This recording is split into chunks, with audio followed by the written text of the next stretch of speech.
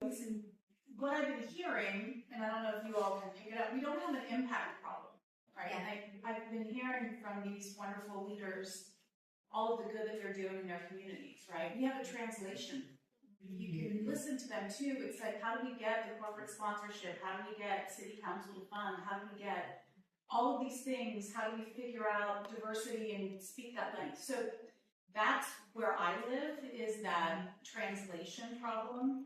And how do we speak about the impact in a way that those that are responsible for investment understand it? So I think where I believe we are headed is we need to be treating the arts like every other sector and industry as far as assessing outcomes, not outputs, right? For decades we've talked about arts impact with how many workshops we hold, how many artists we employ, how many murals are painted, outside, and that's just proof of activity.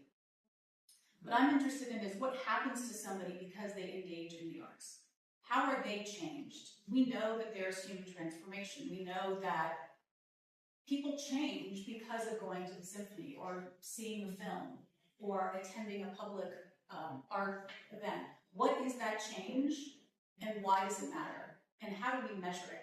So I know I can go on forever about this, but I'll try to be brief. If you think of other sectors, learning outcomes, healthcare, interventions, we want to know that your program is going to prevent suicide or increase mental well-being, right? Well, we know that the arts also increase mental well-being.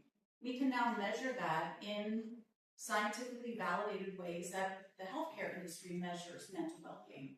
And when we start doing that on a regular basis, we bring what most people understand as arts value, all of the neuroscience data and academic studies that really are abstract and live here.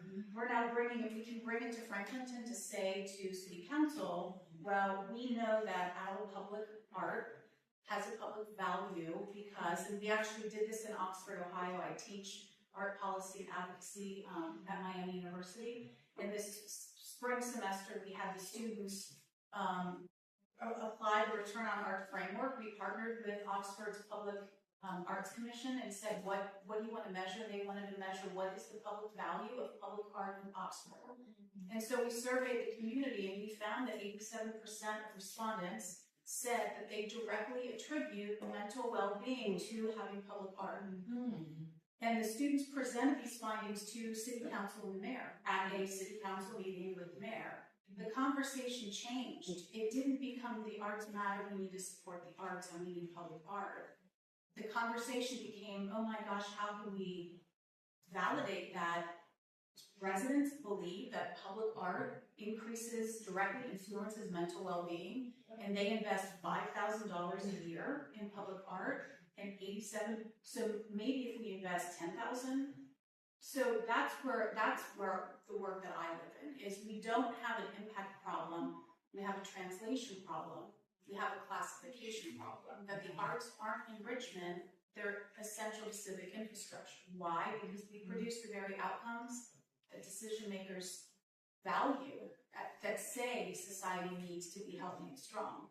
We just haven't measured it in the way that other sectors measure it and communicate it in that same way. So, very long story. I said I was going to keep it brief, and believe me, that actually wasn't brief.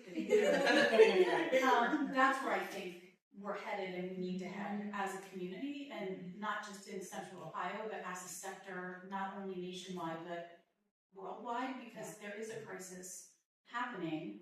And as AI increases to happen, and the arts produce the very outcomes that AI can't produce, we need to be able to communicate that in a way that becomes legible within those decision-making systems.